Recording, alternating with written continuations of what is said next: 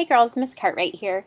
We're here to work on better writing, and we're going to do that today by looking at precise language, vivid verbs, and appropriate modifiers and active voice. Okay, so let's go ahead and get started. You can take notes in the style section of your writing notebook, or excuse me, the craft section of your writing notebook. Okay, so first up is precise language. We want to use the power of connotation and precise word choice to control what happens in the mind of the reader. So here's an example. Close your eyes, or keep them open, and imagine the word, what do you see? It's a dog. Okay.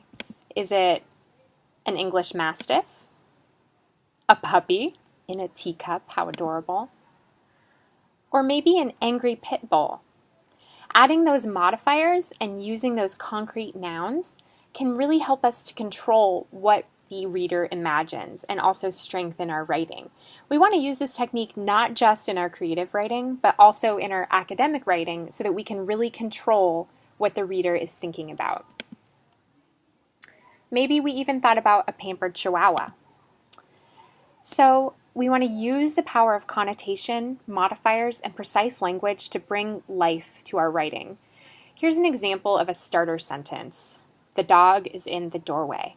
And let's take a look at what happens to it when we use those connotations, modifiers, and precise language in order to really bring it to life. But the dog stayed in the doorway.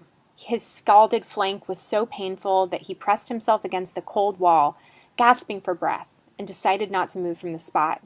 He would lie in the doorway. Despair overcame him. He was so bitter and sick at heart, so lonely and terrified that little dog's tears, like pimples, trickled down from the side of his eyes, and at once dried up. His injured side was covered with frozen, dried blood clots, and between them peeped the angry red patches of the scald. All the fault of the vicious, thick-headed, stupid cook. Sharik, she had called him. What a name to choose. Sharik is the sort of name for a round, fat, stupid dog that's fed on porridge, a dog with a pedigree, and he was a tattered, scraggy, filthy, stray mongrel with a scalded hide. That quote's from The Heart of a Dog by Mikhail Bulgakov,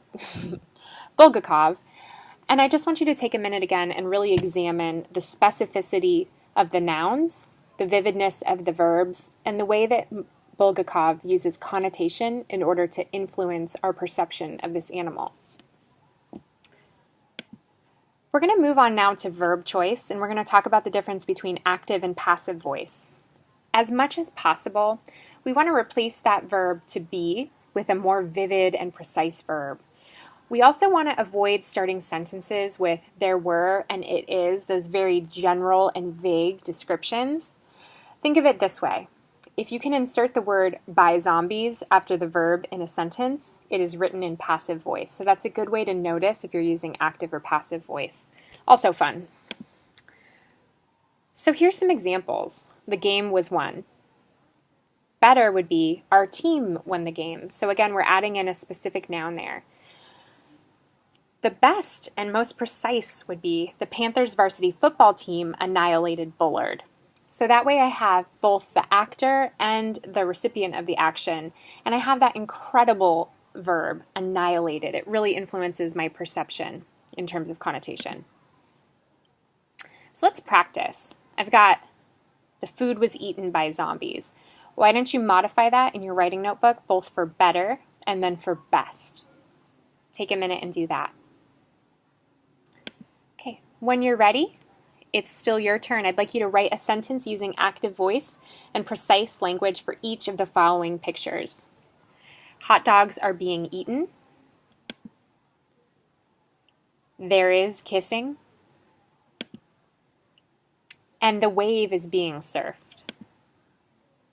So girls, that's our video for today. You've learned about precise language, vivid verbs, appropriate modifiers, and active voice. I look forward to seeing those techniques in all of your writing, creative and otherwise, but especially in our first upcoming writing assignment, our character sketch part 2. Thanks, girls.